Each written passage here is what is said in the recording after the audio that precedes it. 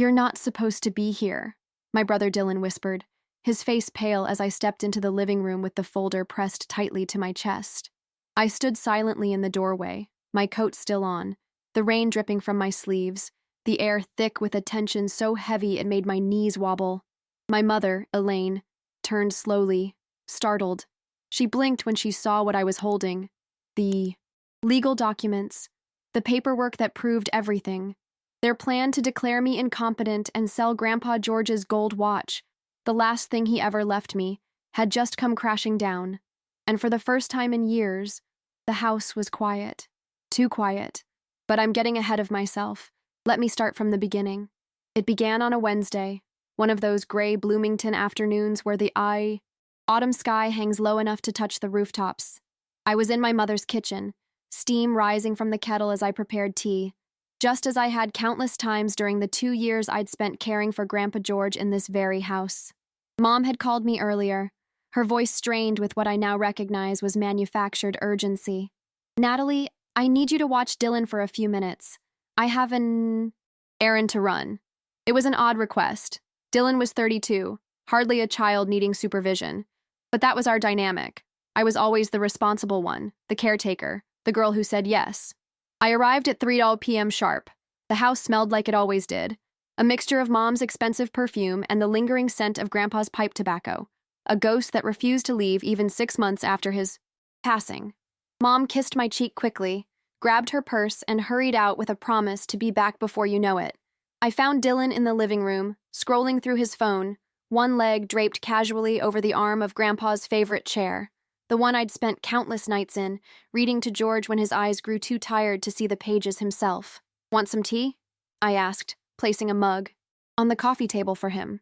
Dylan looked up at me, his expression unnervingly calm. Then he set his phone down and leaned forward. "You might want to pack a bag," he said, his voice barely above a whisper. I laughed nervously. "What are you talking about?" His eyes never left mine as he continued. "Mom's talking to a lawyer. They're planning to have you evaluated, then committed. They think you're too emotionally unstable to live on your own." My mug froze halfway to my lips. "That's not funny, Dylan." "Not trying to be funny, Nat." He tilted his head slightly. "Oh, and she's already called the appraiser for Grandpa's watch." The watch?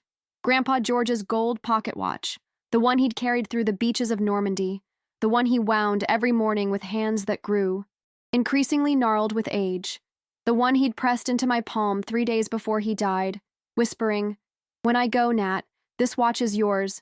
It's not just gold, it's a piece of who I was. I want you to have it. You've been my anchor." "You're lying," I said, but the words felt hollow even as they left my mouth.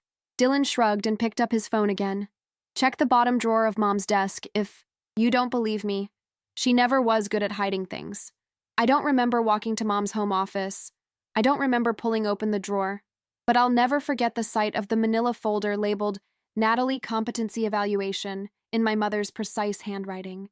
Inside, paperwork for psychiatric evaluation, a notice of power of attorney revocation with my name crossed out, and a listing from Harrison's Antiques with a photo of Grandpa's gold pocket watch.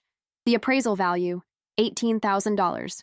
My hands trembled as I replaced the folder exactly as I'd found it. I walked back to the living room, where Dylan hadn't moved an inch. "Why tell me?" I asked, my voice sounding strange and distant. Dylan looked up, his expression not one of guilt or compassion, but something closer to amusement. "Because I wanted to see your face when you realized." That's when I understood. He wasn't warning me out of guilt. He was taunting me. I grabbed my raincoat and left. I didn't slam the door. I didn't cry. I just disappeared into the gray afternoon, rain beginning to fall as if on cue, washing away the last traces of the person I used to be. The compliant daughter, the dependable sister, the granddaughter who'd given everything, and now stood to lose the only thing that mattered. I drove to the one place I knew I could think clearly. The small coffee shop where Grandpa and I used to go every Sunday after church. It was quiet, with just a handful of customers seeking refuge from the rain. I claimed our usual corner table, ordered a black coffee I wouldn't drink, and tried to make sense of what was happening. For 2 years, I had put my life on hold to care for Grandpa George. I'd left my job at Hartwell Publishing in Chicago. I'd broken up with James, my boyfriend of 3 years, because the distance became too much. I'd sold my car to help pay for medications when insurance fell short. I'd spent nights sleeping in a chair beside Grandpa's bed when his breathing became labored. Mom visited for Christmas and Easter. Dylan sent one text when Grandpa had his second stroke. Thinking of you guys. Yet here they were, plotting to have me committed. Me, who had sacrificed everything while they sacrificed nothing. And that watch, that irreplaceable piece of history and love, they were planning to sell it off like a common trinket. I pulled out my phone and called. The only person who might understand, Carla Jennings. We'd been friends in high school before life took us in different directions. She was a lawyer now, specializing in elder law and estate disputes. Natalie, is that you? Her voice was warm, surprised. Carla, I need your help, I said, and for the first time since leaving my mother's house, I felt tears threatening to fall. It's about Grandpa. George's estate, and something worse. Where are you? I'll come to you. I gave her the address of the coffee shop, and while I waited, I stared out the window at the rain-slicked streets of Bloomington, the town I'd grown up in, the town I'd returned to out of duty and love, the town where my own family was plotting against me. By the time Carla arrived, shaking raindrops from her umbrella, I had composed myself enough to tell her everything without breaking down. She listened carefully, making notes, her expression growing grimmer by the minute. This is serious, Nat, she said finally. What they're planning, it's not just immoral, it's potentially illegal, especially if George explicitly told you he wanted you to have the watch. He did, many times, and the caregiver heard him too, Maria Rodriguez. She was there through most of it. Carla nodded. Then we need to act quickly. Here's what we're going to do. As she outlined the plan, I felt something unfamiliar stirring inside me. Not just anger or hurt, but resolve. For years, I had been the quiet one, the peacemaker, the one who stepped aside. But not anymore. Not with this. Not with Grandpa's memory at stake. Outside, the rain continued to fall. But inside, a fire had been lit.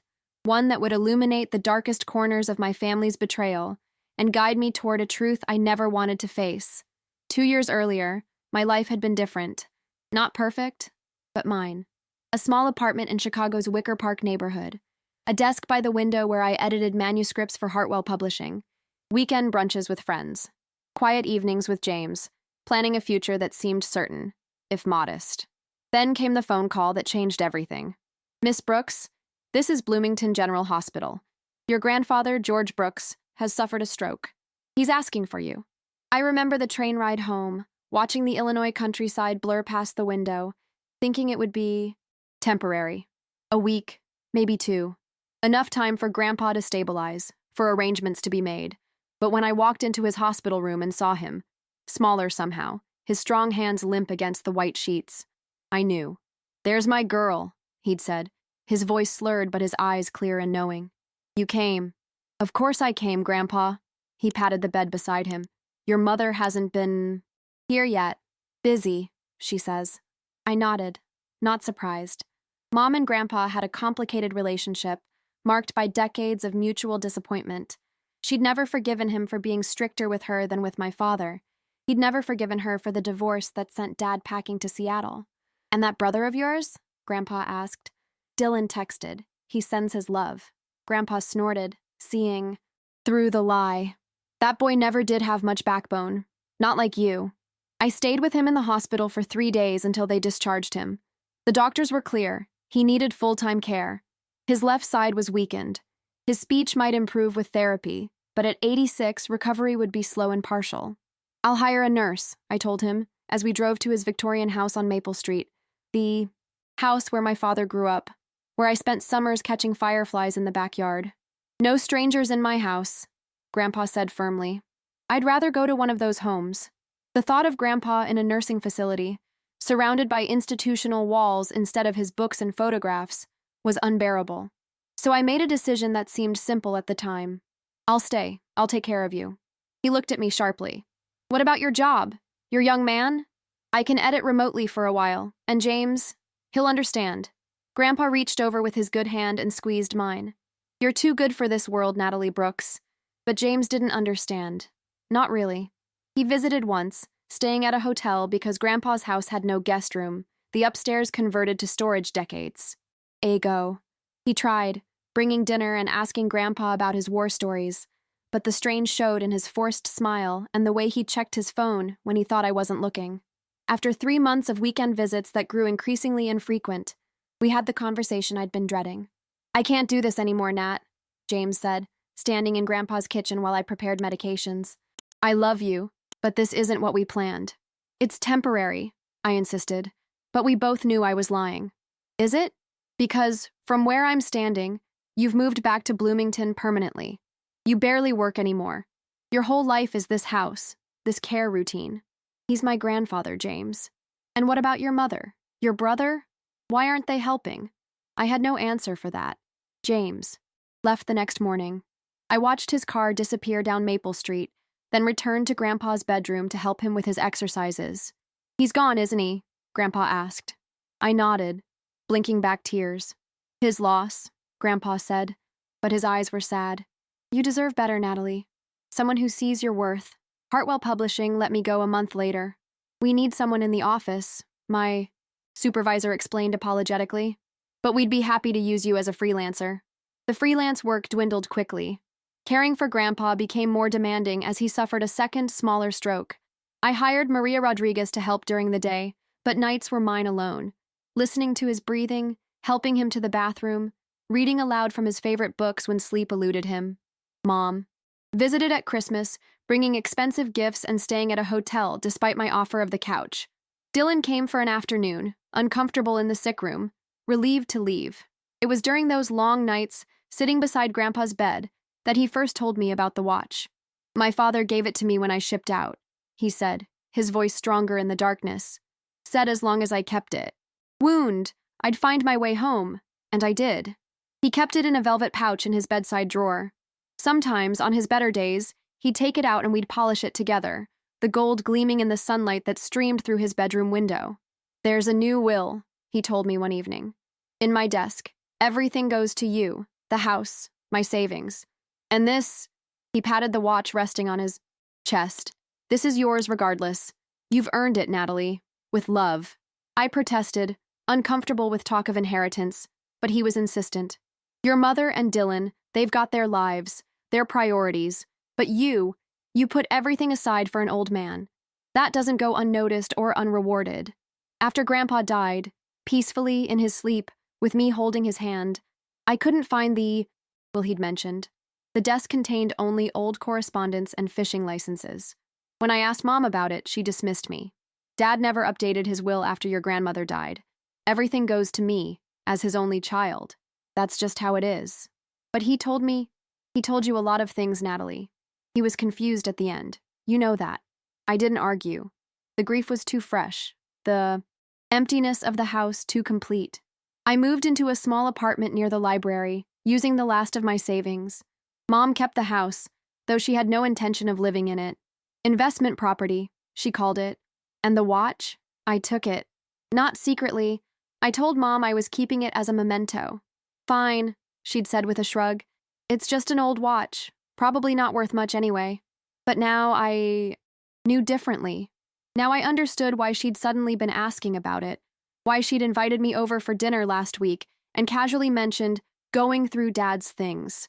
They were planning to take everything, my sanity, my independence, and the one thing that connected me to the man who had valued me when no one else did. As I sat in that coffee shop with Carla, rain drumming against the windows, I made a silent promise to Grandpa George. They would not win, not this time. I would fight back. Quietly, methodically, with the same patience he had taught me. And when the moment came, when I stood before them with irrefutable truth, they would finally see me for who I truly was. Not the compliant daughter, not the dependable sister, but a woman who had found her voice in the long shadow of loss. The morning after Dylan's whispered revelation, I woke in my sparse apartment feeling strangely calm. Sleep had evaded me most of the night, but around dawn, clarity arrived like a cool breeze through an open window. I knew exactly what I needed to do. First on my list, Dr. Ellen Marsh, my therapist from before I'd returned to care for Grandpa. I hadn't seen her in over 2 years, but if my mother planned to question my mental stability, I needed Ellen's professional assessment on record. The mental health clinic where she practiced was housed in a converted Victorian on the east side of town. The waiting room smelled of lavender and old books, a combination that had always soothed me during my previous visits, when I'd come seeking help for grief after Dad left and anxiety about my career path. Nothing that remotely suggested I was unstable. Dr. Marsh's face registered genuine surprise when I walked in. "Natalie, it's been ages." Her silver-streaked hair was shorter now, but her kind eyes remained unchanged. "I need your help," I said, settling into the familiar leather chair across from her. "It's complicated." For the next hour, I explained everything. Grandpa's illness, my caregiving, his death, the missing will, Dylan's warning, and the documents I'd found. Dr. Marsh listened intently, occasionally jotting notes, her expression growing more concerned with each revelation. "Let me be clear," she said when I finished. "In the 2 years you were your grandfather's primary caregiver, did you ever seek psychiatric help or medication for depression, anxiety, or any other condition?" "No, I was tired, sometimes overwhelmed, but functioning. And since his death? Grieving, of course, but working part-time at the library, maintaining my apartment, paying bills, normal life." Dr. Marsh nodded, then leaned forward. "Natalie, what your mother is considering, having you evaluated with the intention of declaring you incompetent, is not only ethically questionable but potentially a misuse of the legal system. Based on our session today and our previous history, I see no clinical indicators that would remotely justify such action." Relief washed over me. "Would you be willing to put that in writing?" "Absolutely. I'll prepare a formal assessment stating that you are of sound mind and fully capable of managing your affairs. If this goes further, I'm prepared to testify if necessary." My next stop was Maria Rodriguez's modest home on the south side of Bloomington. Maria had been Grandpa's daytime caregiver during his final year, a warm, efficient woman with grown children of her own who'd treated him with dignity and genuine affection. She welcomed me with a hug that smelled of cinnamon and laundry soap. "Natalie, come in, come in. I was just thinking about you yesterday." Over coffee at her kitchen table, I explained my situation. Maria's expression darkened as I spoke. "Your grandfather was very clear about that watch," she said firmly. "Many times he showed it to me, telling me the history, how his father gave it to him before he went to war. Always, he said, 'This is for Natalie when I'm gone. Only Natalie.' Did he ever mention a new will?" Maria nodded emphatically. "Yes, in his last months. He said he had updated everything. He was very proud that he had put his affairs in order, as he called it. He even left me a message once. I was at my daughter's graduation, saying he had finally signed the papers with Mr. Kavanaugh." My heart leaped. "Kavanaugh? Thomas Kavanaugh, the attorney?" "Yes, that's the name. Your grandfather said Mr. Kavanaugh came to the house because it was difficult for your grandfather to travel. This was the breakthrough I needed. Thomas Kavanaugh was a respected estate attorney in Bloomington. If Grandpa had indeed created a new will, Kavanaugh would have it." "Maria, would you be willing to make a statement about what you've told me? About the watch and the will?" "Of course," she said without hesitation. "Your grandfather was a good man. He loved you very much, Natalie. He would be heartbroken to see what your family is trying to do." As I left Maria's house, raindrops began to fall, a gentle sprinkle that quickly intensified into a steady downpour. I sat in my car watching the windshield blur, formulating my next steps. I needed to see Thomas Kavanaugh, but first I had one more crucial task: the gold watch. It was still in my apartment, hidden in an old teapot on the top shelf of my kitchen cabinet, the last place anyone would look. I needed to secure it somewhere safer. My apartment was a converted carriage house behind one of Bloomington's historic homes, small but cozy, with worn hardwood floors and windows that leaked cold air in winter. I decorated it sparingly: bookshelves, a second-hand sofa, a desk where I did freelance editing in the evenings. The rent was reasonable, which was fortunate given my precarious financial situation. I climbed onto a chair and retrieved the teapot, carefully withdrawing the velvet pouch inside. The weight of the watch was reassuring in my palm. Solid gold with intricate engravings, the glass face slightly clouded. With age, but the mechanism still ticking steadily. I wound it, as Grandpa had taught me, listening to the soft clicks that had kept time through war and peace, through births and deaths, through generations of the Brooks family. "I won't let them take you," I whispered to it. I wrapped the watch carefully and placed it in a small lockbox, which I then sealed in a waterproof bag. There was only one place I could think to hide it where my mother would never look: James's mother's house in Indianapolis. Though James and I had broken up, his mother, Martha, had always been kind to me. She'd called several times after Grandpa's death, checking on me when her own son couldn't be bothered. I called her from my car. "Martha, it's Natalie Brooks. I have an unusual favor to ask." She agreed to meet me, halfway between Bloomington and Indianapolis, at a diner off the highway. The rain had subsided to a drizzle by the time I pulled into the parking lot.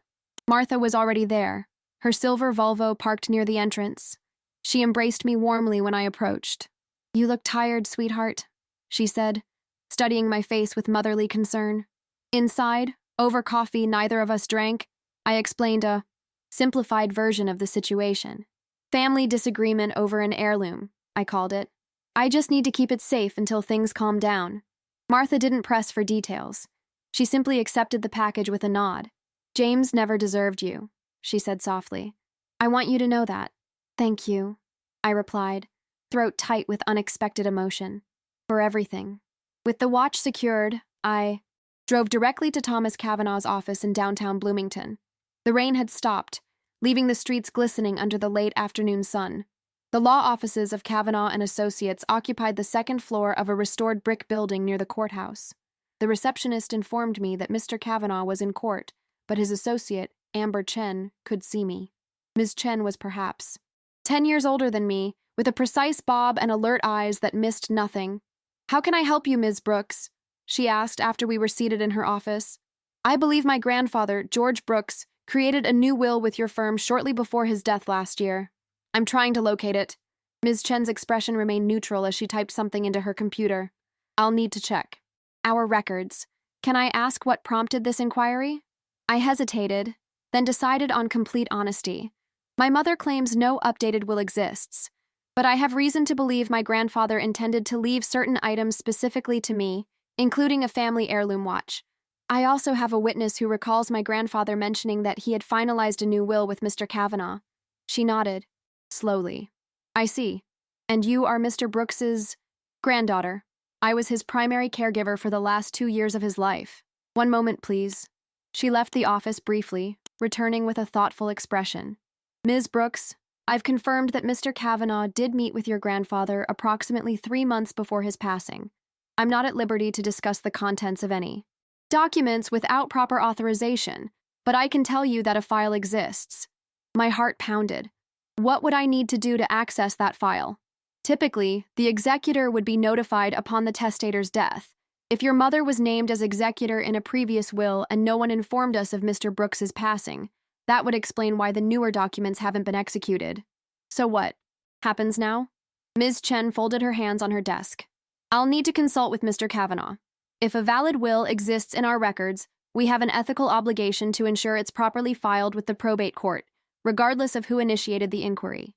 Can you provide documentation of your grandfather's death?" I had come prepared. I handed her the death certificate I'd kept in my files. "Thank you. Mr. Kavanaugh will contact you tomorrow. In the meantime," she paused, choosing her words carefully, "if you have concerns about the disposition of your grandfather's estate, it might be prudent to speak with independent counsel." "I already have," I said, thinking of Carla. "Thank you for your time." As I left the building, my phone buzzed with a text from Dylan. "Mom's looking for the watch. Where is it?" I didn't reply. Instead, I called Carla. "I think I found the will," I told her, relief flooding my voice. "And the watch is safe." "Good," she said. "Now we need to move quickly. Meet me at my office first thing tomorrow. It's time to file that emergency injunction." The next morning dawned bright and clear, as if the universe itself was siding with truth.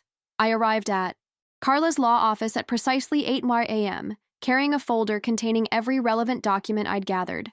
Grandpa's death certificate, Maria's written statement about the watch and the will, Dr. Marsh's psychological assessment, and photographs of the Natalie competency evaluation folder I'd found in my mother's desk. Carla's office was on the 3rd floor of a modern building that seemed out of place among Bloomington's historic architecture. Her firm specialized in family law, and the waiting area was designed to be calming. Soft blue walls, comfortable chairs, gentle classical music playing from hidden speakers. "You look better than yesterday," Carla observed as she ushered me into her private office. "More determined." "I am," I confirmed, setting my folder on her desk. I spoke with Thomas Kavanaugh's associate. They have a file, Carla. A will that no one told me about. Carla's eyes gleamed with professional satisfaction. That changes everything. If your grandfather created a new will that specifically leaves you the watch and other possessions, your mother has no legal claim to them. And if she's been aware of this will but concealed it, that's fraud, isn't it? At minimum. Potentially criminal, depending on the circumstances. She opened my folder and examined the documents inside. This is excellent work, Natalie. You've built a solid case in just 24 hours. So what happens next? Carla outlined the plan. We would file for an emergency injunction to prevent any sale or transfer of Grandpa's possessions, particularly the watch. Simultaneously, we would petition the court to recognize the existence of the newer will and invalidate any actions taken under the previous one. Finally, we would request a hearing regarding my mother's attempts to have me declared incompetent. It's aggressive, Carla admitted, but necessary given what they're planning. The good news is that judges tend to look unfavorably on family members who try to manipulate the mental health system for financial gain. We spent the morning preparing paperwork, which Carla's assistant rushed to the courthouse before noon.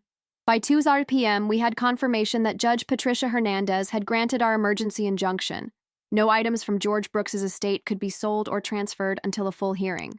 Judge Hernandez is perfect, Carla said, satisfaction evident in her voice. She's thorough, fair, and has zero tolerance for family manipulation. Your mother won't charm her way out of this. As we finished, my phone rang. Thomas Kavanaugh himself. Ms. Brooks, I've reviewed your grandfather's file. We need to meet. How soon can you come to my office? I looked at Carla, who nodded encouragingly. We'll be there in 30 minutes. I told him.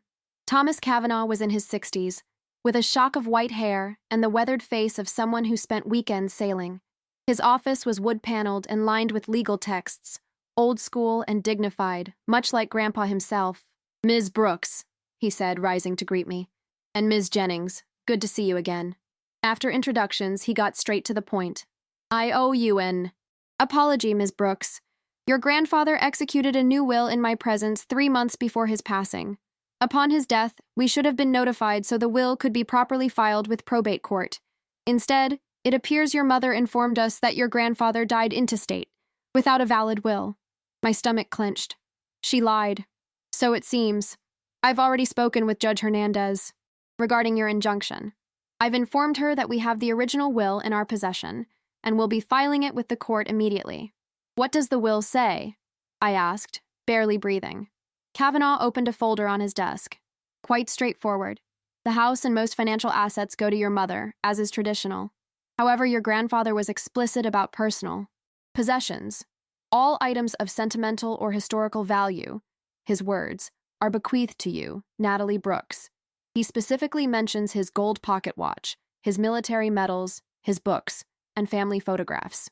Relief washed over me, followed immediately by anger. My mother had known.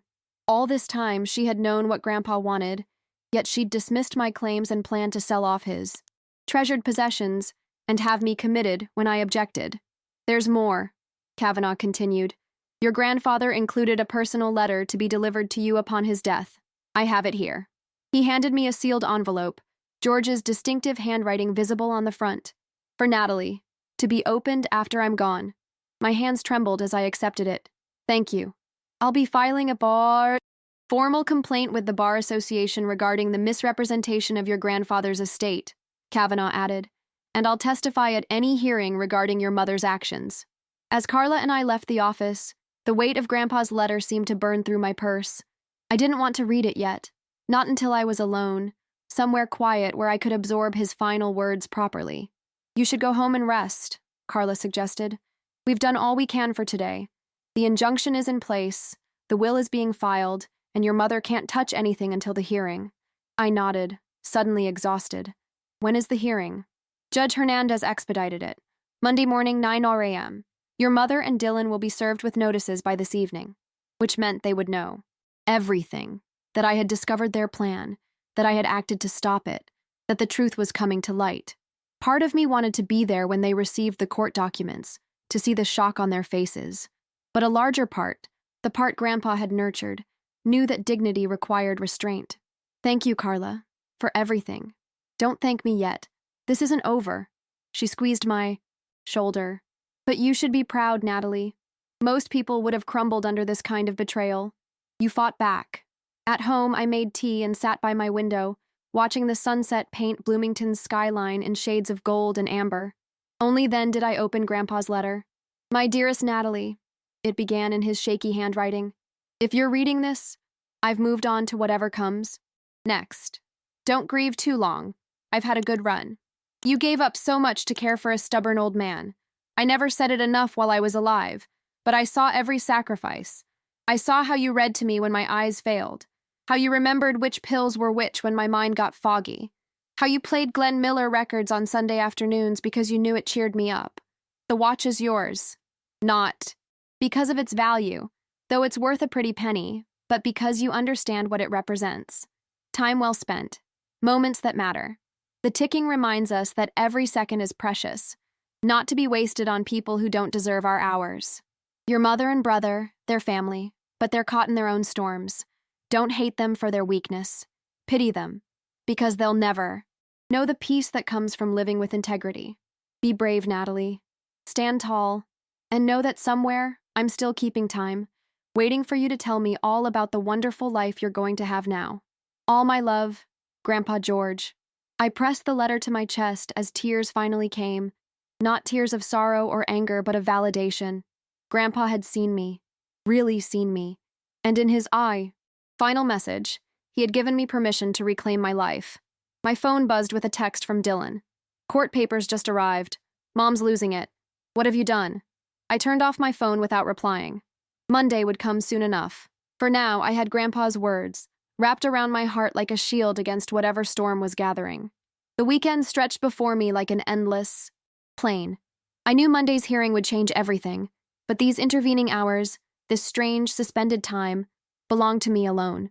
I spent Saturday morning at the library where I worked part-time, shelving books and helping patrons find obscure titles.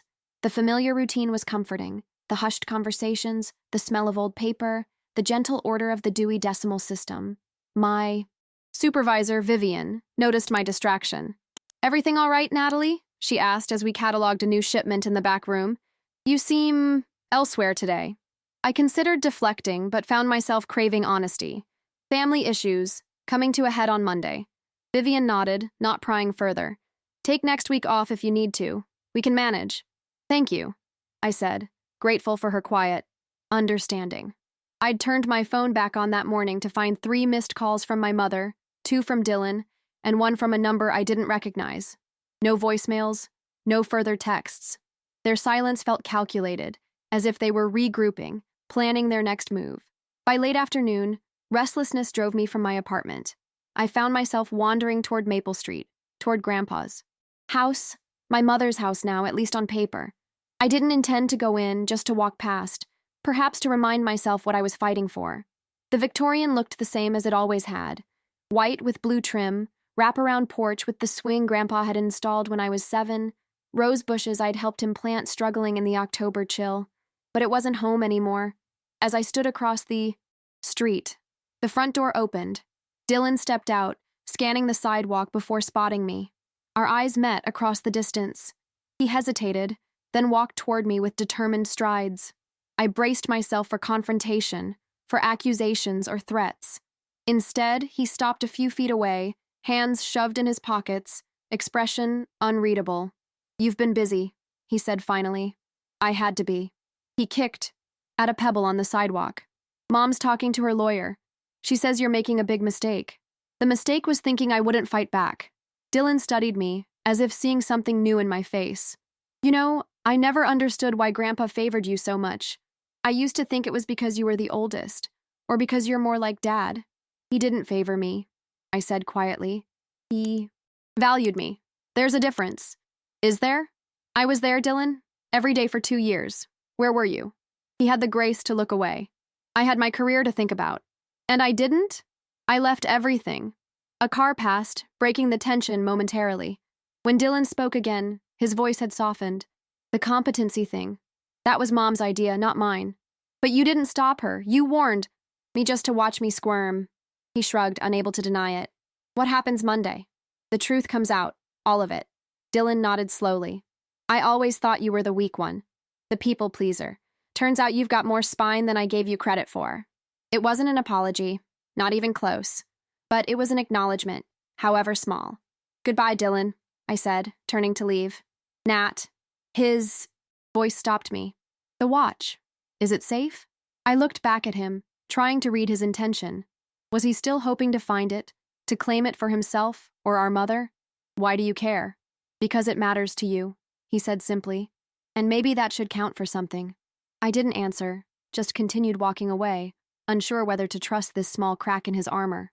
Behind me, I heard the sound of his footsteps returning to the house, to our mother, to the life they'd chosen. Sunday passed in quiet preparation. I laid out my clothes for court, a simple navy dress, modest heels, pearl earrings Grandpa had given me for my 30th birthday. I reread his letter twice more, drawing strength from his words. I called Martha to check on the watch, safe and sound, dear, and Carla to confirm final details for the hearing. Just be yourself tomorrow, Carla advised. Speak clearly, tell the truth, and let the evidence do the heavy lifting. That night, I dreamed of Grandpa's watch. In the dream, it grew larger and larger until I could step inside it, the mechanism ticking around me like a heartbeat, the hands sweeping me forward through time, past pain, past betrayal, toward something that felt like peace. I woke before dawn, calm and resolute. The day had arrived. The Bloomington County Courthouse stood in the center of town, its limestone facade gleaming in the morning light. I arrived early, as Carla had suggested, and waited on a bench in the hallway outside courtroom C. My hands were steady, my breathing controlled. At 8:45, Carla appeared, briefcase in hand, looking sharp in a charcoal suit. Ready? I nodded. Your mother and brother are already inside with their attorney. Thomas Kavanaugh is here too, with the original will. Judge Hernandez is known for starting precisely on time, so let's go in. The courtroom was smaller than I'd imagined, intimate almost, with polished wooden benches and autumn sunlight streaming through tall windows. My mother sat in the front row, back rigid, hair perfectly styled, wearing a cream-colored suit that probably cost more than my monthly rent. Dylan sat beside her, uncomfortable in a tie, eyes darting around the room until they landed on me. His expression was unreadable. Beside them sat a man I recognized as Robert Dalton, one of Bloomington's most expensive attorneys. My mother had spared no expense to protect her interests. At precisely 9 a.m., a bailiff called the court to order, and Judge Patricia Hernandez entered. She was a compact woman in her 60s, with steel-gray hair and piercing eyes that seemed to evaluate everyone in the room simultaneously. This is an unusual case, she began after introductions were complete. We have multiple issues before us today. An emergency injunction regarding the estate of George Brooks, a petition to recognize a previously unfiled will, and concerns about an attempt to declare Ms. Natalie Brooks incompetent. Let's address them in order. The next hour passed in a blur of legal procedure. Thomas Kavanaugh presented the original will, explaining the circumstances of its creation and the apparent attempt to conceal its existence. My mother's attorney argued that she had been unaware of the newer will, a claim that drew a skeptical look from Judge Hernandez. When it was my turn to speak, I rose on legs that felt surprisingly steady. Ms. Brooks, Judge Hernandez said, please tell the court about your relationship with your grandfather and the events that led us here today. I took a deep breath and began with the truth. I spoke of Grandpa's illness, my decision to care for him, the sacrifices that didn't feel like sacrifices because they were made from love. I explained about the watch, its history, its significance, Grandpa's explicit wishes that it remain with me. And what led you to file this emergency injunction? The judge asked. My brother Dylan informed me that our mother was planning to have me declared mentally incompetent and to sell Grandpa's watch. I found documentation confirming this in my mother's desk. Judge Hernandez turned to my mother. Mrs. Brooks, is this accurate? My mother stood, smoothing her skirt with manicured hands. Your Honor, I was concerned about my daughter's mental health. Since my father's death, she's been unstable, fixated on this watch, claiming it's priceless when it's merely a family keepsake. I consulted a physician about having her evaluated for her own protection. And the watch? Were you planning to sell it? My mother hesitated. I had it appraised, yes. As the executor of my father's estate, that was my right. Except, Judge Hernandez said, examining the will before her. According to this document, you were not the executor. Mr. Thomas Kavanaugh was named executor specifically to ensure the proper distribution of Mr. Brooks's personal effects. A murmur ran through the courtroom. My mother's face tightened almost imperceptibly. Furthermore, the judge continued, this will explicitly states that all items of sentimental or historical value, including, and I quote, my gold pocket watch, which has been in the Brooks family for 3 generations, are bequeathed to Natalie Brooks.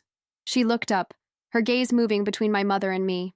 Given the evidence presented, including Mr. Kavanaugh's testimony and the documentation Ms. Brooks discovered, I find that there was indeed an attempt to circumvent the legal will of George Brooks. The judge then addressed my mother directly, her voice stern. Mrs. Brooks, I find your actions deeply troubling. Attempting to have your daughter declared incompetent to gain control of an inheritance is not only morally reprehensible, but potentially criminal. The only reason I'm not referring this matter to the district attorney is that Ms. Brooks has not requested criminal charges. She turned to me. Ms. Brooks, do you wish to pursue criminal charges against your mother? The courtroom fell silent. All eyes turned to me. My mother's face had gone pale, her composure finally cracking to reveal genuine fear. Dylan stared at the floor, unable to meet anyone's gaze.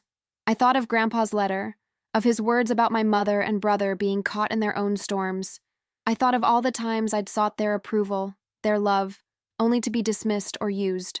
And I realized that what I wanted wasn't revenge, but release. No, Your Honor, I said quietly. I just want what my grandfather intended me to have, and for this to be over. Judge Hernandez nodded, something like respect flickering in her eyes. Very well. Here is my ruling. The will dated March 15th of last year is recognized as the valid last testament of George Brooks. All items specified therein, as belonging to Natalie Brooks, are to be immediately transferred to her possession. The house and remaining financial assets will transfer to Elaine Brooks as stipulated. She paused, then added, additionally, I am ordering Mrs. Brooks to pay all legal fees associated with this case, including Ms. Brooks's representation. And let me be very clear. Any further attempt to challenge Ms. Brooks's mental competency without substantial new evidence will be considered harassment and dealt with accordingly. With a sharp rap of her gavel, it was over. The truth had prevailed, simply and quietly. As people began to rise and gather their things, the courtroom filled with the low murmur of conversation. I stood, smoothing my dress, feeling lighter than I had in months. Carla squeezed my arm. You did it, Natalie. Congratulations. My mother approached, her attorney hovering nervously behind her. For a moment, we simply looked at each other, mother and daughter, strangers in so many ways. Is that it, then? She asked, voice brittle. You've made your point. This wasn't about making a point, Mom. It was about respecting Grandpa's wishes, about the truth.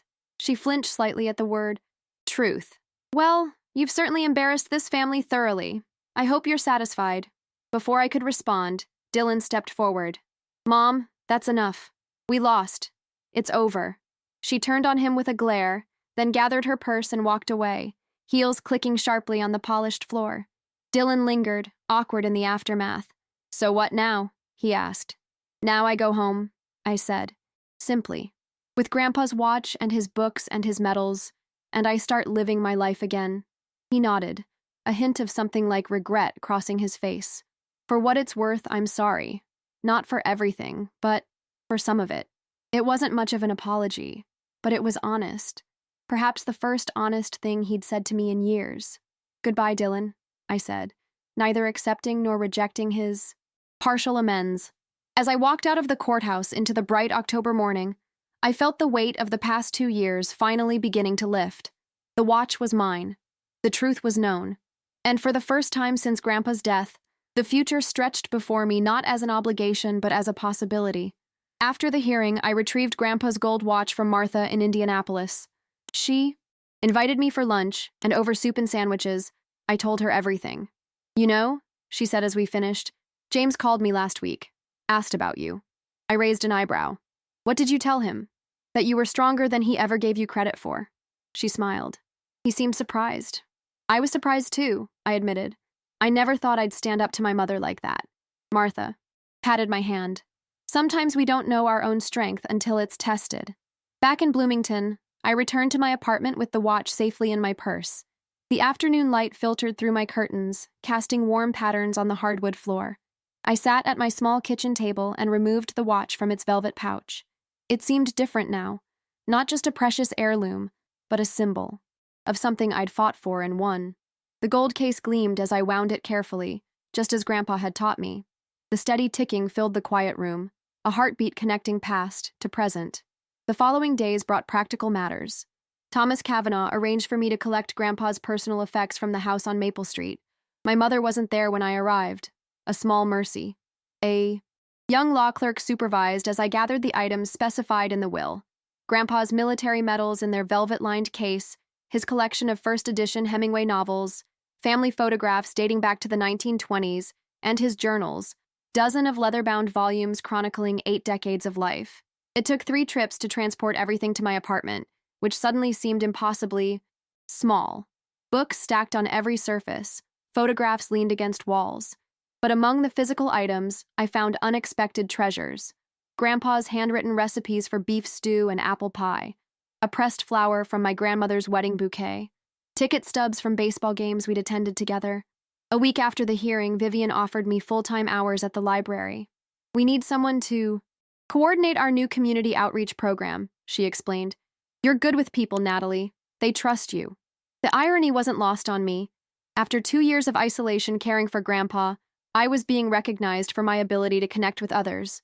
I accepted gratefully, my financial situation finally stabilizing. With my first full paycheck, I treated myself to a proper display case for Grandpa's watch. It sat on my bedside table, the last thing I saw before sleeping, the first thing I noticed upon waking. Sometimes, when the apartment felt too quiet, I would take it out and wind it, letting its steady rhythm keep me company. One rainy November afternoon, I was cataloging local history materials when Vivian approached with a curious expression. "There's someone asking for you," she said. "A man named James Carson?" My heart stuttered. James was here, in Bloomington? He stood near the reference desk, looking much as he had when we'd parted over a year ago. Tall, slightly rumpled, a messenger bag slung across his chest. He smiled tentatively when he saw me. "Natalie, hi. James. This is unexpected." He shifted his weight. "I'm in town for a conference. Thought I'd stop. Bye. Your mother told you where to find me," I guessed. He had the grace to look sheepish. "She might have mentioned you were working here, and that you'd been through some things. That's one way to put it." We stood awkwardly until Vivian appeared at my elbow. "Why don't you take your break now, Natalie? It's quiet today." The library cafe was nearly empty. We sat by the window, steam rising from ceramic mugs between us. "I'm sorry," James said after a moment, "about your grandfather, and about how things ended with us." I traced the rim of my mug. "It was a difficult time. Mom told me what happened with your family. The court case, the watch." He hesitated. "She said you were incredible." A small smile tugged at my lips. "Martha's biased. Maybe. But she was right about one thing. I never gave you enough credit. I saw your dedication to your grandfather as a burden, not a choice. I thought you were sacrificing your future, but you were just being who you are. Loyal, compassionate, strong." His words warmed something in me, but not in the way they once would have. This wasn't about rekindling an old flame. It was about recognition, about being seen clearly at last. "Thank you for saying that. I'm back in Chicago now," he said, editorial director at Hartwell. "If you ever wanted to come back, I could put in a word." The offer hung between us, sincere but somehow beside the point. The Natalie who had left Chicago would have jumped at the chance, but I wasn't her anymore. "I appreciate that," I said, "but my life is here now. I'm building something new." Understanding dawned in his eyes. "Of course, I just wanted you to know you have options." We finished our coffee talking about neutral topics, mutual friends, books we'd read, changes in the publishing industry. When it was time for me to return to work, he walked me to the library entrance. "It was good to see you, Natalie." "You too, James." He hesitated, then leaned in to kiss my cheek. "Take care of yourself." I watched him walk away, feeling not regret, but a gentle closure. Another chapter ending, making room for what came next.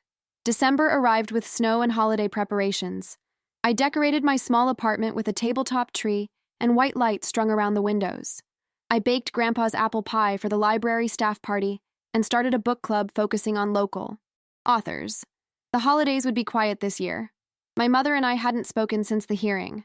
Dylan had texted once, a terse "Merry Christmas" that I'd acknowledged with equal brevity. I'd declined Martha's invitation to spend Christmas in Indianapolis, preferring solitude to well-intentioned company. On Christmas Eve, I walked through downtown Bloomington, admiring the festive storefronts and twinkling lights. Snow fell in lazy spirals, muffling sounds and transforming the familiar streets into something magical. I found myself at Caldwell's, the coffee shop where Grandpa and I used to spend Sunday afternoons. The owner, Frank, greeted me warmly. "Your usual table's open, Natalie." I settled into the corner booth that had been ours, ordering Grandpa's favorite, black coffee and apple, cinnamon scones. As I waited, I removed the gold watch from my purse. I'd taken to carrying it with me occasionally, a tangible connection to Grandpa. I was polishing the case with my napkin when a small voice interrupted my thoughts. "What's that?" A little girl, perhaps 6 or 7, stood beside my table, eyes wide with curiosity. Her mother hovered nearby, looking apologetic. "Emma, don't bother the lady." "It's all right," I assured her, then addressed the child. "It's a pocket watch. It belonged to my grandfather. Can I see it?" With her mother's nod of permission, I carefully handed the watch to the girl, who cradled it in her small palms with surprising gentleness. "It's ticking," she whispered, delighted. "It is. My grandfather used to say that as long as it keeps ticking, his stories stay alive." "Did he have good stories?" I smiled. "The best. About bravery and friendship and doing the right thing even when it's hard." The girl returned the watch reluctantly. "My grandpa tells stories too, but not with a watch." As they returned to their table, the mother mouthed, "Thank you," over her shoulder. I wound the watch, listening to its familiar click, thinking about stories and time and how we carry both forward. Frank delivered my order, eyeing the watch with recognition. "George's timepiece." He was mighty proud of that. Yes, he was. "You know," Frank said, leaning against the booth, "he used to come in sometimes when you weren't with him. Always sat right there, ordered the same thing. Talked about you a lot. How smart you were. How kind.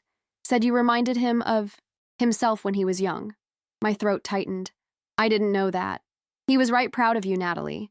And if he could see you now, standing up for yourself, making your own way, he'd be even prouder." After Frank left, I sat with my coffee, watching snow accumulate on the sidewalk outside, the watch ticking softly beside me. In that moment, I felt Grandpa's presence more strongly than I had since his death, not as grief or loss, but as continuity.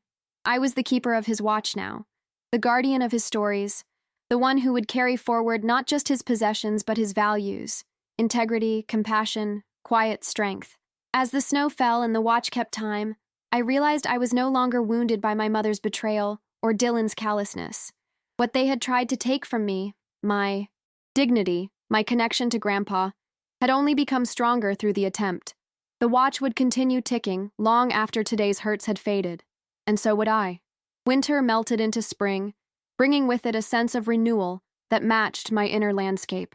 As April showered Bloomington with rain and early blooms, I found myself settling into rhythms that felt both new and somehow familiar, echoes of the life I'd begun building before Grandpa's illness, but tempered by everything that had come after. My work at the library expanded beyond mere employment to become a calling. The community outreach program flourished under my direction, bringing senior citizens together with elementary school students for a living history project that captured Bloomington's past through recorded interviews and photographs. I thought of Grandpa often during these sessions, imagining him delighting the children with tales of his youth. On a mild Tuesday afternoon, as I was helping Mr. Abernathy, an 89-year-old former factory worker, set up his microphone for an interview with fourth graders, he noticed the gold watch peeking from my cardigan pocket. "That's a beautiful timepiece," he remarked, his arthritic fingers gesturing toward it. "May I?" I placed it carefully in his palm. He examined it with the reverence of someone who understood craftsmanship. Hamilton, 1939 or thereabouts, solid gold case, 23 jewel movement. He glanced up at me. "This has seen history, young lady. It belonged to my grandfather. He carried it through World War II. Mr. Abernathy nodded. "I had one similar. Had to sell it in '83 when the factory closed. Never did get another that kept time as well. He returned the watch with care. You hold on to that. Things made back then were built to last, not like today's disposable nonsense. I smiled, tucking the watch back into my pocket. I planned to. As the children arrived, bubbling with energy and questions, I stepped back to observe. The oldest resident was 93, the youngest student just 9, yet they connected across the decades through stories and curiosity. There was something beautiful in watching knowledge pass from one generation to the next, in seeing how the past informed the present. That evening, as I walked home through the lengthening spring shadows, I took a detour past Maple Street. I hadn't been back to Grandpa's house since collecting his belongings months ago. Now I stood across the street, studying the Victorian that had been the center of so much of my life. A for sale sign stood in the front yard, the realtor's name emblazoned across it. My mother had finally decided to sell. I felt a momentary pang, not of loss exactly, but of acknowledgement. Another tie being severed, another page turning. I was about to continue on when the front door opened. Dylan stepped out, a box in his arms. He loaded it into the trunk of his car before noticing me across the street. After a moment's hesitation, he raised a hand in awkward greeting. I crossed the street, curiosity overcoming caution. "You're helping with the sale?" I asked. He nodded. "Mom's in Phoenix for the week. Realtor wanted the place emptied before showings start." "Phoenix?" "Yeah, she's seeing someone. Retired banker. They met on a cruise in January." The news was surprising, though perhaps it shouldn't have been. My mother had always been resilient in her own way, quick to adapt and move forward. "I didn't know she was selling the house," I said. Dylan shrugged. "Decision was made last month. Market's good right now." We stood in uncomfortable silence, the weight of our last real conversation, in the courthouse hallway, hanging between us. "Do you need help?" I offered, surprising myself. He looked equally surprised. "Sure, if you want. Not much left. Mostly junk from the attic." I followed him inside, hit immediately by the emptiness. The furniture was gone, leaving rectangles of unfaded color on the walls where paintings had hung.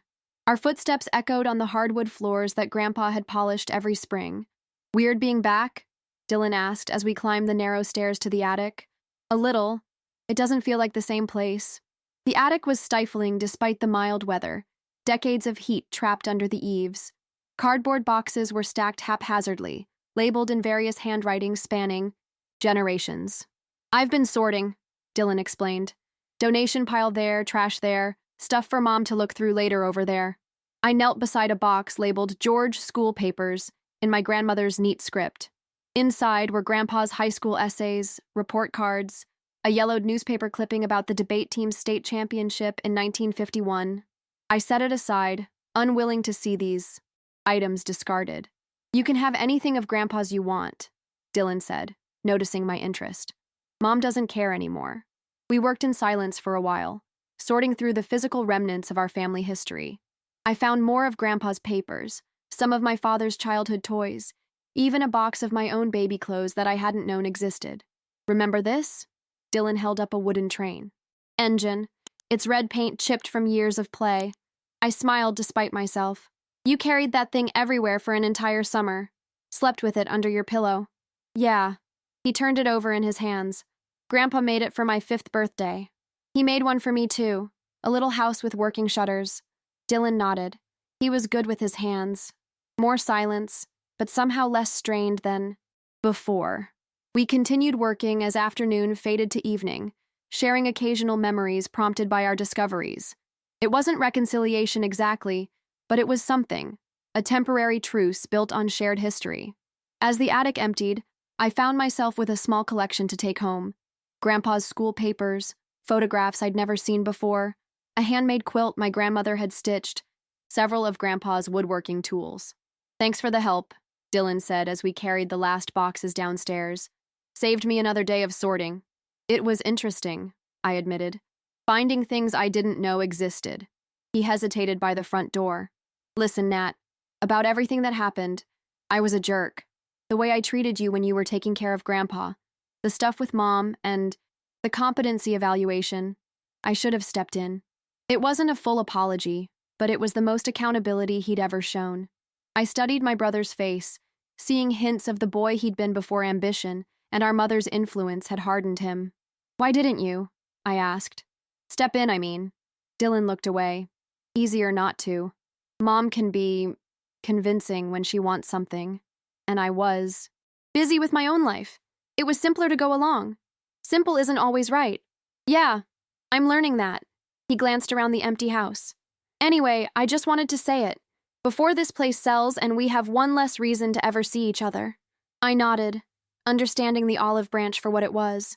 "Take care of yourself, Dylan." "You too, Nat."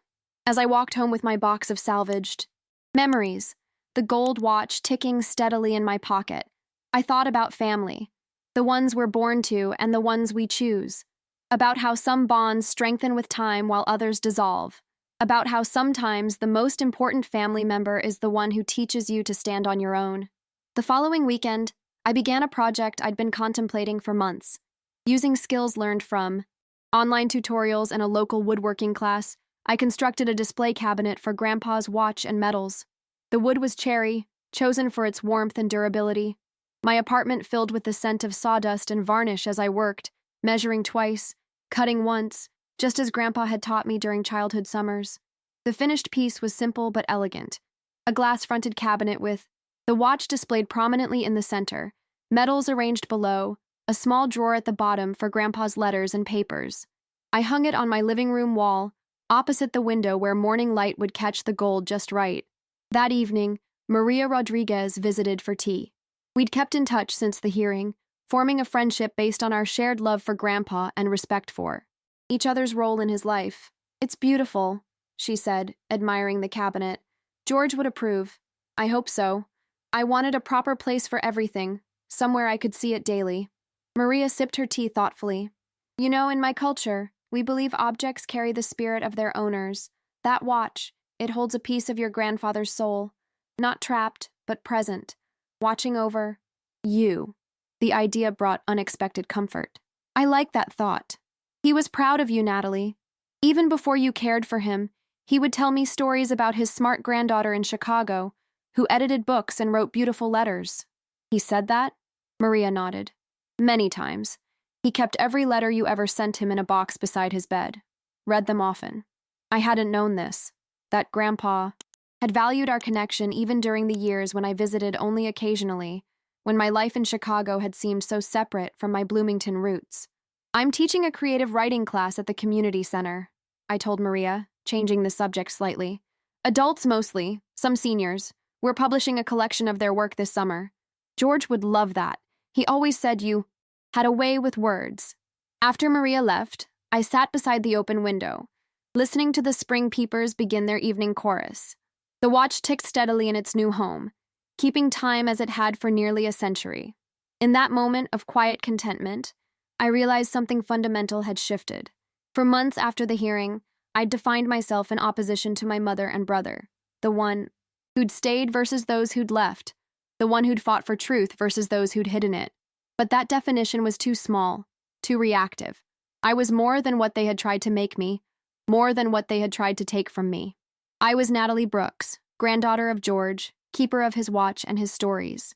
But I was also Natalie who ran the library outreach program, who taught writing classes, who was building a cabinet of memories both literal and figurative. The watch would keep ticking, marking time not just backward to what had been lost, but forward to what was still being created. And so would I. Summer arrived with a vengeance, turning Bloomington into a shimmering haze of heat and humidity. My apartment, with its ancient window units and ceiling fans, became nearly unbearable during the day, driving me to spend extra hours at the air-conditioned library or local cafes. It was during one of these heat-escaping afternoons at Caldwell's that I encountered Dr. Ellen Marsh again. She was in line ahead of me, ordering an iced chai, when she glanced back and recognition flashed across her face. "Natalie, how wonderful to see you." We ended up sharing a table by the window, condensation dripping down our cold glasses as we caught up. I hadn't seen her since she'd provided the psychological assessment for the hearing. "You look well," she observed. "More settled than when I last saw you." "I feel more settled," I admitted. "The past year has been clarifying." Ellen smiled. "Growth often comes from challenge. Not that I'd wish what you went through on anyone, but you've clearly emerged stronger. We chatted about my work at the library, her recent research, books we'd both enjoyed. As our conversation wound down, she hesitated, then asked, "Have you had any contact with your mother since the hearing?" "No. Dylan and I have spoken briefly. He helped me recover some of Grandpa's things when they sold the house. But Mom and I, that bridge seems pretty thoroughly burned." Ellen nodded thoughtfully. Family estrangements are complex, sometimes necessary for emotional health, but rarely without cost. "Do you think I should reach out?" I asked, surprised to find myself seeking her advice. "That's entirely your decision, Natalie, but I believe in informed choices." She stirred her chai. Estrangement offers protection from toxic dynamics, which can be essential, but it also freezes relationships in their most damaged state, preventing any possibility of growth or resolution. I considered her words. "I'm not sure resolution is possible with my mother." "Perhaps not, but I've observed that people can surprise us, especially as they age and gain perspective." She smiled gently. "Just something to consider. No action required." Thai. Conversation stayed with me in the days that followed, bubbling up at unexpected moments. I wasn't ready to contact my mother, wasn't even sure I wanted to.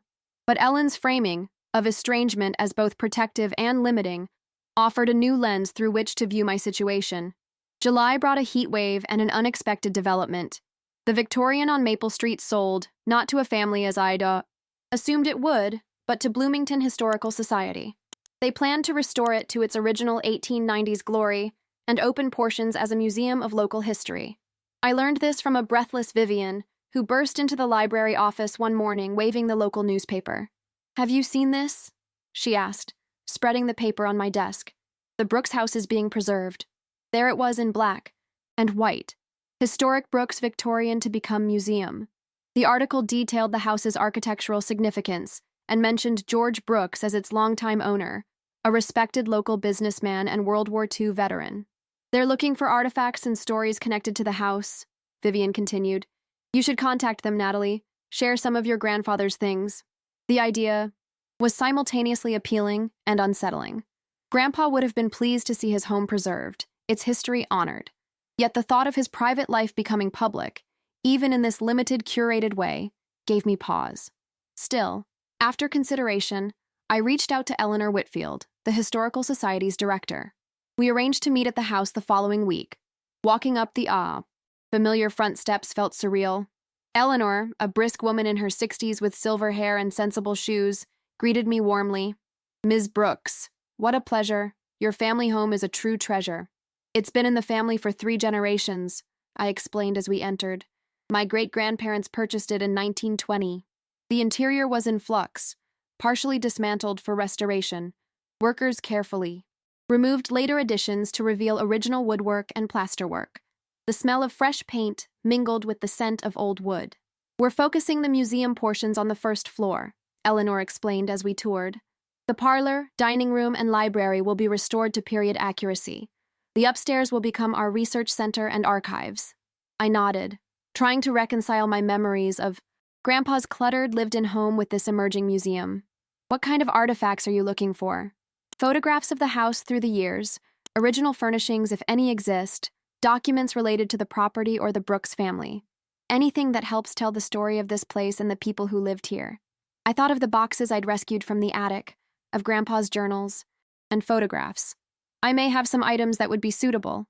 Eleanor beamed. "Wonderful. We'd be particularly interested in materials related to your grandfather's time here. He was quite beloved in the community." "Yes, he was," I said softly. We finished the tour in what had been Grandpa's library, now stripped to its original parquet flooring and built-in shelving. I could almost see him. There, glasses perched on his nose as he read by the window. "We're planning a special display about George Brooks," Eleanor said, noting my wistfulness. "His military service, his contributions to Bloomington. Would you be willing to be interviewed for our oral history project?" The request touched me unexpectedly. I'd be honored. As we exchanged contact information, a worker approached with a question about the original light fixtures. While Eleanor was occupied, I wandered to the bay window where Grandpa's reading chair had stood. The glass was temporarily covered with protective paper, but a small tear allowed a glimpse of the backyard, the oak tree where my childhood swing had hung, the flower beds where I'd helped Grandpa plant tulips each fall. "Ms. Brooks?" Eleanor had returned. One more thing. We're hosting a preview reception for donors and community partners next month. We'd love to have you attend as our guest of honor. Guest of honor? As George Brooks's granddaughter and the last family member to live in the house with him, your perspective would be invaluable to our supporters. I hesitated, uncertain about being publicly connected to a project my mother might learn about. But Grandpa's memory deserved honoring, and this house had been his pride. I'd be happy to attend. The reception was scheduled for August 15th, giving me several weeks to prepare. I selected photographs and documents to loan to the Historical Society, carefully digitizing everything first. I chose items that captured Grandpa's character without being too personal: his high school, graduation portrait, his business ledgers from the hardware store he'd owned, photographs of the house throughout the decades. The gold watch remained in its cabinet on my wall. That, at least, would stay private. My own connection to Grandpa, separate from what I shared with the world. As the reception approached, I found myself unexpectedly nervous. Public speaking didn't usually intimidate me. But this felt different, more personal, more significant. The evening of the event arrived with blessed relief from the summer heat, a mild breeze stirring the air as I walked to Maple Street. The Victorian was transformed, soft lighting illuminating its restored exterior, small white lights strung across the front porch. A banner welcomed guests to the historic Brooks House, a Bloomington legacy. Eleanor met me at the door, resplendent in a vintage-inspired dress. "Natalie, you look lovely. Come, there are people eager to meet you." The next hour passed in a blur of introductions and conversations. Local historians wanted to know about Grandpa's stories of old Bloomington. Architecture enthusiasts asked about original features of the house. Elderly neighbors shared their own memories of George Brooks, his generosity during hard times, his famous 4th of July barbecues, his dedication to the community. I was sipping champagne in a quiet corner, taking a brief respite from socializing, when a familiar voice behind me sent a shock through my system. "I should have known you'd be involved in this." I turned slowly. My mother stood there, elegant in a black dress, her hair styled perfectly as always. Beside her was a tan, silver-haired man I didn't recognize, presumably the retired banker from Phoenix. "Mom," I managed, my voice steadier than I felt. "I didn't expect to see you here." Clearly. Her gaze was cool but not hostile. "The Historical Society contacted me as the previous owner. Richard is on their national board." She gestured to her companion, who smiled pleasantly and extended his hand. "Richard Harrington. You must be Natalie. I've heard about you." I shook his hand automatically, mind racing. "How long have you been in town?" "Just arrived yesterday," my mother answered. "The house looks remarkable, doesn't it? They've done wonders with the restoration." Her casual tone, as if we were merely acquaintances discussing a mutual interest, rather than estranged family standing in the home where our relationship had fractured, was surreal. "Yes, they have," I agreed, searching for neutral ground. "Eleanor is very dedicated to historical accuracy." An awkward silence fell. Richard, sensing tension, excused himself to greet someone across the room. My mother and I stood alone, years of unspoken grievances between us. She was the first to break the silence. "I saw the display they've created about Dad. It's quite moving." I nodded. "I contributed some photographs and documents." I recognized them. She hesitated. "You've kept his memory alive. That would matter to him." Before I could respond, Eleanor appeared, beaming. "Mrs. Harrington, I see you found our guest of honor. Isn't it wonderful to have both Brooks women here for this special evening?" My mother raised an eyebrow at guest of honor, but merely smiled. "Indeed, though I'm Brooks Harrington now." "Of course. My apologies." Eleanor turned to me. "Natalie, we're ready for your remarks whenever you are. Just a few words about your grandfather and what this house meant to him." As Eleanor drifted away, my mother regarded me with new curiosity. "They've asked you to speak?" "Just briefly. About Grandpa." She nodded slowly. "Well, don't let me keep you." I moved toward the makeshift podium in the front parlor, aware of my mother following at a distance, positioning herself at the edge of the gathering crowd. Eleanor introduced me with enthusiastic praise for my contributions to the project, and then it was my turn to speak. I looked out at the sea of faces, strangers and neighbors, historians and donors, and my mother, watching with an expression I couldn't quite read. In that moment, standing in the house where Grandpa had lived and died, where I had cared for him through his final days, where my family had fractured beyond repair. I felt his presence strongly. The gold watch ticked softly in my pocket, a tangible reminder of his enduring influence. I took a deep breath and began to tell his story, our story, of a house that had sheltered generations, of a man who had valued integrity above all, of lessons learned about loyalty and truth and standing firm when it mattered most. Through it all, my mother's gaze never wavered. The reception at the Brooks house marked a turning point, though I didn't recognize it immediately. After my speech, which received warm applause and more than a few damp eyes, I found myself surrounded by well-wishers and curious locals eager to share their own memories of Grandpa.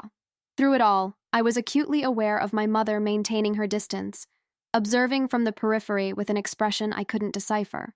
When the crowd finally thinned, she approached, Richard hovering respectfully a few steps behind.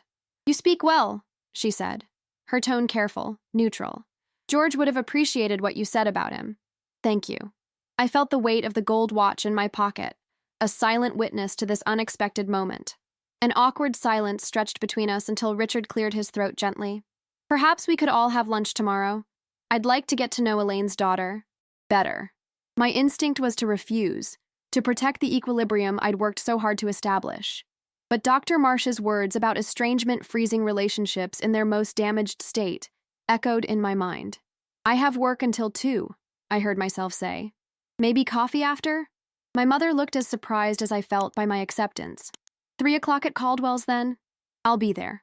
That night, I slept fitfully, dreaming of the house on Maple Street, not as it was now, being transformed into a museum, but as it had been during those long months of caring for Grandpa.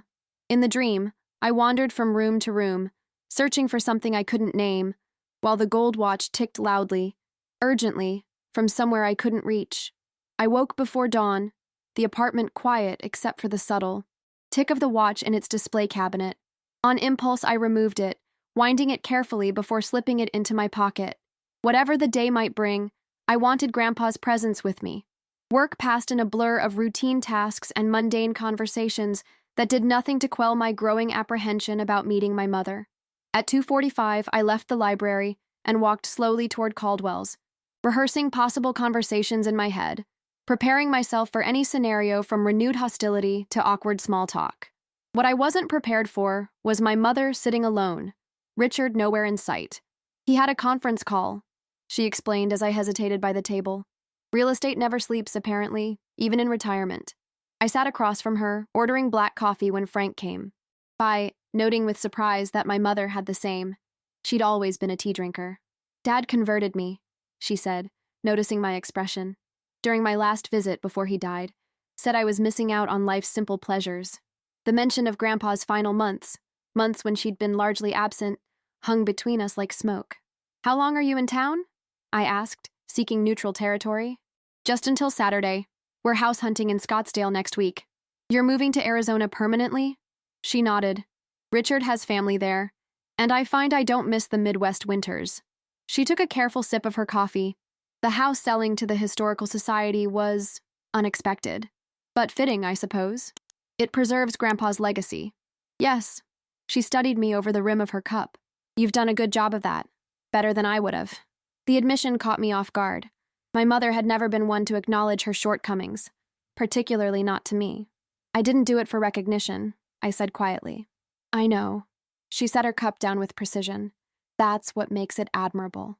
We lapsed into silence, the ambient noise of the cafe, espresso machines hissing, conversations murmuring, chairs scraping, filling the space between us.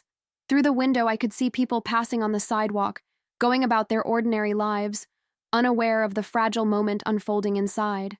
"I want to explain," my mother said finally. "Not to excuse what happened, but to contextualize it, perhaps." I nodded, not trusting my voice. "After your father left, I made a decision to never be vulnerable again, to never need anyone so much that their absence could destroy me." She traced the rim of her cup with one manicured finger. "I built a life around that principle. Self-sufficient, independent, in control." I remembered those years after Dad left for Seattle, how my mother had transformed almost overnight from a warm, somewhat scattered homemaker to a precisely, Organized, emotionally contained career woman. When Dad got sick and you stepped in, it challenged my worldview. Your devotion to him, your willingness to set everything aside, it was a rebuke to the choices I'd made, though you never intended it that way. I just did what felt right, I said. I know. That's what made it harder to witness. She met my eyes directly. When he died and left you. The watch left you his personal belongings. It felt like a final judgment, that you had loved him better, deserved more of him. It wasn't a competition, Mom. Everything was a competition in my family. My father, your grandfather, had impossibly high standards. I never quite measured up. A flicker of old pain crossed her face. When I married your father, Dad made it clear he thought I was making a mistake. When the marriage failed, his disappointment was palpable. But you were always his favorite, the one who got it right. The revelation stunned me. I had never considered my mother's relationship with Grandpa from her perspective, had never thought about how my closeness with him might have reopened old wounds for her. I'm not proud of what I did, she continued. The competency evaluation was inexcusable. I convinced myself it was for your own good, that you were too emotionally invested in objects, in the past. But the truth is, I wanted the watch because it represented what I could never fully have, Dad's approval. Her honesty was disarming. The mother I knew would never have admitted such vulnerability, such flawed reasoning. What changed? I asked. Why tell me this now? She smiled faintly. Richard, partly. He's been good for me. Made me look at patterns I've repeated my whole life. She hesitated. And seeing you last night, hearing you speak about Dad with such clarity and love without bitterness despite everything, it made me realize how much I've lost through my own actions. The watch seemed to pulse against my thigh, its steady, ticking a counterpoint to my racing thoughts. I don't expect forgiveness, Natalie. What I did was unforgivable. I just wanted you to understand that it wasn't about you, not really. It was about my own brokenness. I sat quietly, absorbing her words, searching for my own truth amid the swirl of emotions. I don't know if I can forgive yet, I said finally, but I appreciate your honesty. It helps contextualize things, as you said. She nodded, accepting my measured response without protest. That's fair. We finished our coffee talking about safer topics. Her life in Phoenix, my work at the library, the writing class I was teaching. As we prepared to leave, she hesitated, then reached into her purse. I found this while cleaning out my condo before the move. I thought you might want it. She handed me a small, worn envelope. It's the last letter your father sent after he moved to Seattle. He asked about you. I accepted it wordlessly, too surprised to respond. Outside Caldwell's, we stood awkwardly on the sidewalk, neither quite ready for a hug, but both recognizing that a handshake would be too formal. Take care of yourself, Natalie, she said finally. You're stronger than I ever gave you credit for. You too, Mom. I watched her walk away, her posture perfect as always, but somehow less rigid than I remembered. Only when she turned the corner did I open the envelope she'd given me, unfolding a single sheet of paper dated nearly 15 years earlier. Elaine, it began in my father's familiar scrawl. I know you don't want to hear from me, but I need to know how Natalie's doing. She doesn't answer my calls. Is she still planning on that publishing program in Chicago? Tell her I'm proud of her, will you? She inherited your determination and my creativity, a powerful combination. She'll go far if she believes in herself. Always, David. My father had reached out, had asked about me, had been proud of me, and I had never known. I refolded the letter, carefully tucking it into my pocket alongside the watch. 2 pieces of my past, preserved against all odds, each telling a different part of my story. That night, I sat at my small desk and began to write, not lesson plans for my writing class or catalog entries for the library, but my own story, about Grandpa and the watch, about duty and sacrifice, about betrayal and resilience, about finding strength in unexpected places and forgiveness in your own time. The words flowed easily, truthfully, healing something deep within me with each page. Outside, a summer storm rolled through Bloomington, rain pattering against my windows like gentle applause. Inside, the watch kept steady time, marking not just seconds and minutes, but the rhythm of a life reclaimed. 1 year later, as autumn painted Bloomington in russets and golds, I stood before a small audience in the Brooks House Museum, preparing to read from my newly published memoir, The Watchkeeper, A Story of Time, Truth, and Reclamation. The book, written over countless evenings at my desk. The gold watch ticking beside me had begun as personal therapy, but evolved into something more meaningful. My editor at Hartwell Publishing, not James, thankfully, but a thoughtful woman named Rebecca, had called it a meditation on inheritance, not just of objects, but of values and courage. Now, on this crisp October evening, the parlor of what had once been Grandpa's house was filled with familiar and unfamiliar faces. Vivian from the library sat in the front row, beaming with pride. Maria Rodriguez was there with her daughter. Carla Jennings had brought her husband. Thomas Kavanaugh nodded approvingly from his seat near the back. Even Martha, James's mother, had driven from Indianapolis for the occasion. Eleanor Whitfield introduced me with characteristic enthusiasm, highlighting my connection to the house and to George Brooks, whose photograph, the one I'd contributed to the museum, smiled down from above the mantelpiece. It's my pleasure to welcome Natalie Brooks, author and granddaughter of George Brooks, for our inaugural literary event at the museum, Eleanor concluded. Natalie? As I approached the podium, clutching my book, I noticed two late arrivals slipping into seats along the wall. Dylan looking uncomfortable but determined in a button-down shirt I'd never seen before, and beside him, unexpectedly, our mother, who had flown in from Arizona for the occasion. She caught my eye and nodded slightly, a gesture of respect if not quite reconciliation. I opened the book to the marked passage, but before beginning I removed the gold watch from my pocket and placed it on the podium where everyone could see it gleaming in the soft light. Time, my grandfather once told me, is the most democratic of gifts. Everyone gets the same amount each day. What matters is how you spend it. I began, reading from the first chapter. This is the story of a gold watch that survived a world war, witnessed 3 generations of my family, and ultimately taught me that some inheritances can't be stolen. They can only be earned.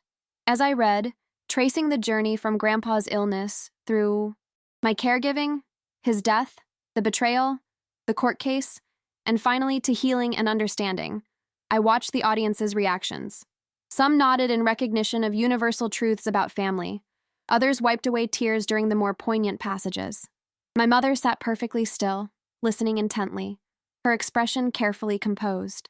When I finished and closed the book, the room erupted in applause. People lined up to have their copies signed, each sharing a brief connection, many relating their own stories of family heirlooms and the meanings they carried.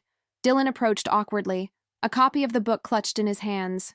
"You didn't make me sound as awful as you could have," he said, attempting humor. "I tried to be fair," I replied, signing his copy. "You weren't the villain of the story." "No, but I wasn't the hero either." He cleared his throat. "I'm sorry, Nat. Really sorry. For everything." I looked up at my brother, this complicated person who had both warned and taunted me, who had stood by while our mother plotted against me, but had also, in his own way, begun to make amends. "I know," I said simply. "How's Seattle?"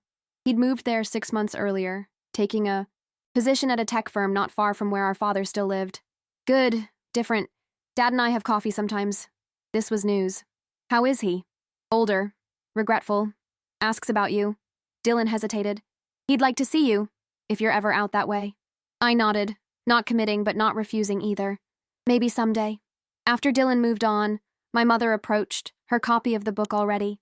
Signed, I'd sent it to her weeks earlier, both as courtesy and warning. "Congratulations," she said. "It's beautifully written." "Thank you for coming," I replied. "It means a lot." She glanced at the watch on the podium. "May I?" I nodded, and she picked it up carefully, studying it with new eyes, not as an object to possess, but as a symbol to respect. "I never really looked at it before," she admitted. "Never understood what it meant to you, to Dad." "It's not just a watch," I said. "No, I see that now." She returned it gently. "It's a responsibility, a continuity." I slipped the watch back into my pocket, feeling its familiar weight. "How long are you in town?" "Just until tomorrow. Richard's nephew is getting married in Chicago this weekend." She hesitated. "I thought we might have breakfast before I leave, if you're free." The invitation hung between us. Not a demand, not an expectation, just a possibility. A small step toward something neither of us could yet name. "I'd like that," I said.